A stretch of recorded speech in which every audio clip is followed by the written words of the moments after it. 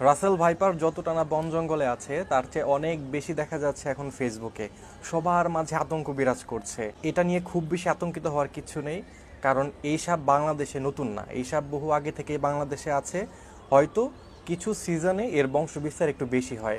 আমার পরামর্শ থাকবে, আপনারা যারা গ্রামে বা বন জঙ্গলে কাজ করেন তারা একটু সাবধান থাকবেন।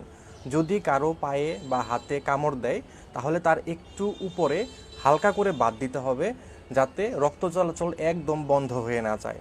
তারপর খুব দ্রুত নিকটস্থ সরকারি হাসপাতাল অথবা মেডিকেল কলেজে চলে যাবেন। এর যে অ্যান্টিভেনম, এটা কিন্তু নতুন কোনো আবিষ্কার নয়। অনেক আগে থেকেই এর অ্যান্টিভেনম বাংলাদেশে বিভিন্ন হাসপাতালে অ্যাভেলেবেল আছে। এর চিকিৎসায় ইনশাল্লাহ পেশেন্ট সঠিক সময়ে হসপিটালে যেতে পারলে খুব দ্রুত সুস্থ হয়ে যাবে। রাসেল ভাইপার নিয়ে তো আতঙ্ক হওয়ার কিছুই নাই, এইটা আহামরি এমন কিছু না। আর এই ভাইয়াটা তো বলেই দিল কিভাবে কি করণীয় করতে হবে আপনাদের। তো রাসেল ভাইপার কামড় দিলে আপনাদের যে ওঝা ডাকেন, আপনারা অনেকে আসেন, এগুলো কিছুই করবেন না। কাছেই যে আপনাদের নিকটবর্তী কোনো সরকারি হাসপাতাল অথবা এমনি যে কোনো হাসপাতালে নিয়ে যাবেন, এটার ভ্যাকসিন এখন বের হয়েছে। আর এই যে এই নদীটা দেখতেছেন, এটা আসলে খাল হয়ে গেছে, আগে ছিল নদী। এই নদীটার নাম ছিল হচ্ছে সিংহ নদী। এখান দিয়ে আগে অনেক বড় বড় জাহাজ যাইতো। তো আমি একটা কাঠের ব্রিজের উপর দাঁড়ায় আছি। আগে আমি ভয় পাইতাম এখান দিয়ে যাইতে, বাট এখন আমার ভয় করে না। এখন আমি খুব সহজেই যাইতে পারি, এখান দিয়ে হাঁটতে পারি। তো বিশেষ করে এই যে রাসেল ভাইপার, এই সাপটা খুব তাড়াতাড়ি বংশ বিস্তার করতে পারে এবং এই সাপটা ডিম পারে না, সরাসরি বাচ্চা দেয় এবং একসাথে 50-60টা বাচ্চা তারা দিতে পারে। তো এই যে কলা গাছের গোড়া টোড়া দেখতেছেন, এগুলাতে, এই জায়গাগুলোতেই কিন্তু এই রাসেল ভাইপার সাপগুলো থাকে। মানে যত আপনি দেখবেন ঝোপঝাড়ে লুকায় থাকে, আপনাকে যখনই দেখবে তখনই তেড়ে আসবে এবং আপনাকে অথবা ল্যাজ দিয়ে আঘাত করার চেষ্টা করবে অথবা কামড়ানোর চেষ্টা করবে। যদি কামড়ায়, অত ভয় পাওয়ার কিছুই নাই। সোজাসুজি চিকিৎসকের পরামর্শ নেবেন, কোনো ওঝা মোঝা কিছু ডাইকেন না, তাহলে আরও বেশি বিপদ আসবে। আর এই পোকামাকড় থেকে বাঁচার জন্য আমার কাছে একটি দোয়া আছে, তো আমি দোয়াটা সবার লাস্টে বলবো আপনাদেরকে। তো আসলে অনেকে যে মানে আতঙ্ক ছড়াইতেছেন, রাসেল ভাইপার কামড় দিলে জীবন শেষ, এই শেষ ওই শেষ, ফেসবুকে বলতেছেন যারা, তাদের কাছে আমার একটাই কথা বলার আছে, প্লিজ এরকম আতঙ্ক মানুষের মধ্যে ছড়ায়েন না। আর বাংলাদেশের প্রায় 28টি জেলার মধ্যে এই সাপ ছড়ায় গেছে।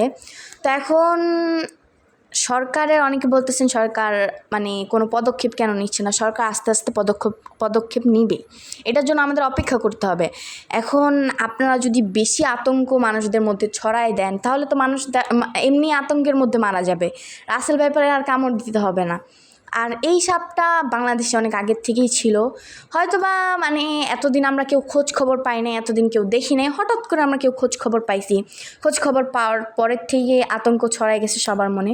তো যাই হোক, আমি এখন সেই দোয়াটা বলবো, যেই দোয়াটা পড়লে আপনারা অবশ্যই পোকামাকড়ের হাত থেকে বাঁচবেন, আল্লাহ তাআলা আপনাদেরকে পোকামাকড়ের হাত থেকে বাঁচাবে। দোয়াটি হলো, আউযু বিকালিমাতিল্লাহি তাম্মাতি মিন শাররি মা খালাক।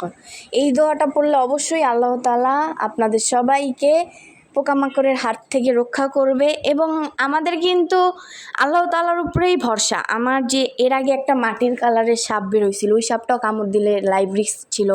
1 ঘন্টার মধ্যে একটা ইঞ্জেকশন না দিলে নাকি মানুষ মারা যেত। তো আমিও তখন ভয় পাই নাই, সব আল্লাহর উপর ছেড়ে দিছি। তো এই যে আঙ্কেলটা, সে সব কিছু বিস্তারিত বলতেছিল যে এই নদীর নাম কি ছিল, আর এখান দিয়ে মেলা বড় বড় জাহাজ যাইতো মেলা। আর এই খাল বিলে কিন্তু অনেক স্বর্ণ, অনেক কিছুই আছে, তারা সেটাও বলছে, যেটা আমি শুনছি তাদের কাছ থেকে। তো রাসেল ভাইপার নিয়ে আমি তো আপনাদের কাছে সব কিছু ক্লিয়ার করে দিলাম, কেউ ভয় পায়েন না। অনেকে বলতেছেন যে আহারে রাসেল ভাইপার কামড় দিলে ফ্যামিলির সাথে আর কথা বলতে পারবো না, দেখা করতে পারবো না, এই সব ধারণা একদমই বাদ দেন। তো যাই হোক, সবাই ভালো থাকবেন। আজকে ব্লগ ভিডিওটা এই পর্যন্তই, আল্লাহ হাফেজ।